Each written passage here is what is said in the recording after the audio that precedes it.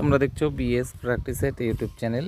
হ্যাঁ, তোমরা থাম্বনেলে ঠিকই দেখেছো, বাতিল হতে পারে 2012, 14 এবং 17 টেট।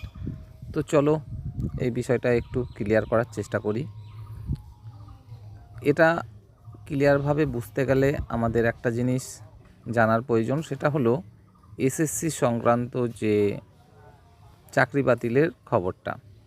আশা করি তোমরা সকলেই জানো যে এসএসসির প্রায় 26,000 চাকরি বাতিল করে দেওয়া হয়েছে, অবশ্যই শিক্ষক শিক্ষিকা গ্রুপ সিডি সকলকে নিয়ে।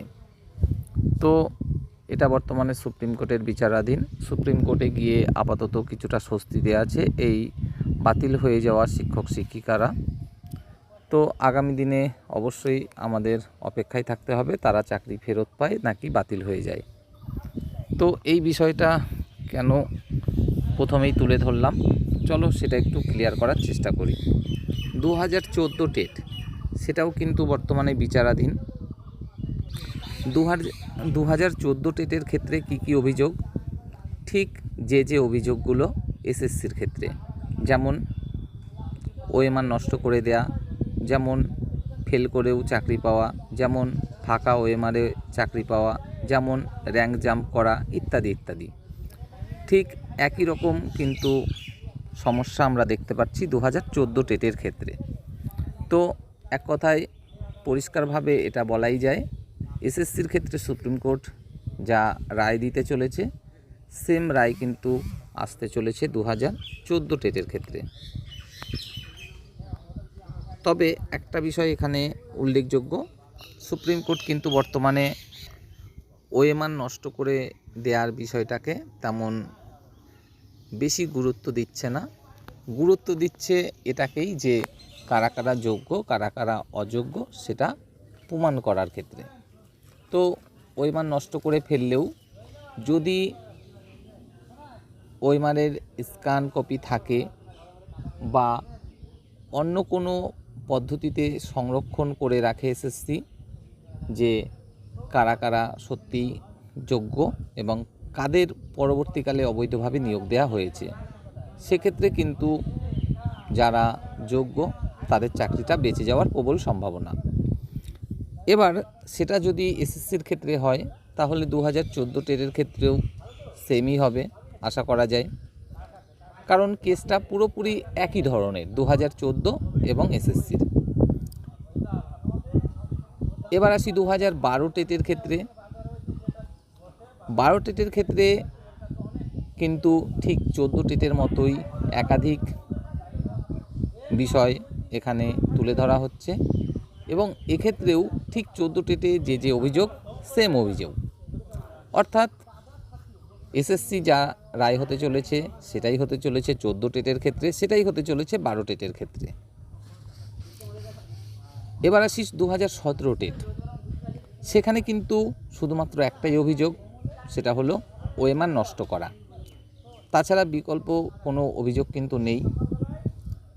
ফাঁকা ওএমআরে চাকরি, ফেল করা ক্যান্ডিডেটের চাকরি ইত্যাদি ইত্যাদি কোনো রকম অভিযোগ কিন্তু এখানে নেই, শুধু একটাই অভিযোগ রয়েছে, সেটা হলো ওএমআর নষ্ট করা। তবে এখানে একটা বিষয় তুলে না ধরলেই নয়, সেটা হলো এর আগেও কিন্তু 17 টেটকে নিয়ে এরকম কেস হয়েছিল কলকাতা হাইকোর্টে, সেগুলো কিন্তু টেকেনি, সাথে সাথে খারিজ হয়ে গিয়েছিল। তো এখান থেকে একটা বিষয় একটু পরিষ্কার যে 17 টেটের ক্ষেত্রে যে বলা হচ্ছে ওএমআর নষ্ট করে ফেলা হয়েছে, সেটা সম্ভাবনা খুবই কম।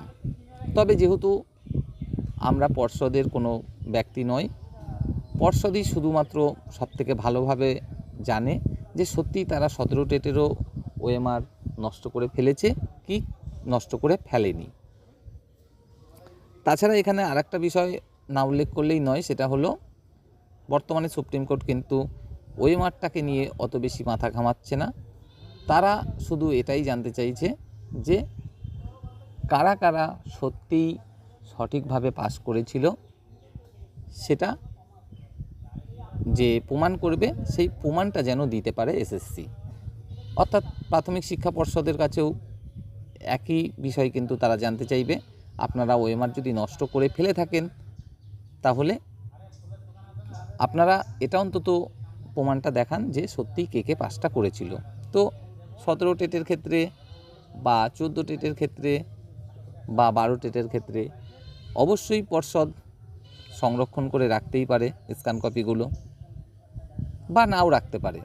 এখন পুরোটাই নির্ভর করছে কিন্তু পর্ষদের উপরে বা এসএসসির উপরে এবং আদালতের উপরে। আদালত কী সিদ্ধান্ত নেবে সেটা পুরোটাই আদালতের ব্যাপার, এবং এসএসসি বা প্রাথমিক শিক্ষা পর্ষদ সত্যি কারো কোনো রকম এভিডেন্স সংরক্ষণ করে রেখেছে নাকি রাখেনি সেটা তারাই ভালোভাবে জানে। তো সত্যি কথা বলতে একদম যে খুব খোলা মনে থাকার বা কাজ করার পরিস্থিতি রয়েছে 14, 17 বা 12 টেট পাস ক্যান্ডিডেটদের যারা কিনা ইতিমধ্যে চাকরি করছে, তেমনটাও নয়। কারণ যখন একটা কেস হবে তখন স্বাভাবিকভাবেই কিন্তু মানসিক অস্থিরতা একটু থাকবেই, কারণ পর্ষদ যে কী করে রেখেছে বা কী করে রাখেনি সেটা একমাত্র পর্ষদই জানে। তো দেখা যাক আগামী দিনে এই বিষয়ে তেমন কোনো খারাপ বা ভালো কি বিষয়টা উঠে আসে। তত সময় তোমরা সকলে ভালো থেকো। বাই।